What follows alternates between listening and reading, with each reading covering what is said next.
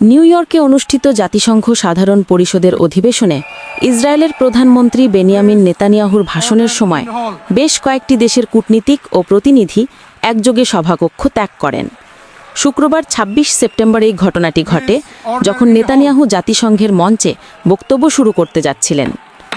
প্রতিনিধিদের এই পদক্ষেপ মূলত গাজায় চলমান যুদ্ধ, ইসরায়েলের সামরিক অভিযান এবং ফিলিস্তিন ইস্যুতে নেতানিয়াহুর কঠোর অবস্থানের বিরুদ্ধে প্রতীকী প্রতিবাদ হিসেবে দেখা হচ্ছে।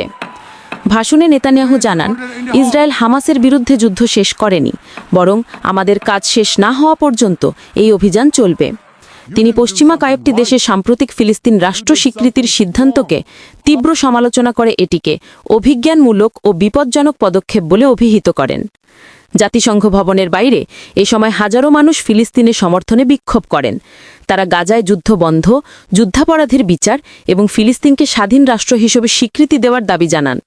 বিশ্লেষকরা মনে করছেন, এই ঘটনা ইঙ্গিত দিচ্ছে যে আন্তর্জাতিক অঙ্গনে ইসরায়েল ক্রমশ একঘরে হয়ে পড়ছে।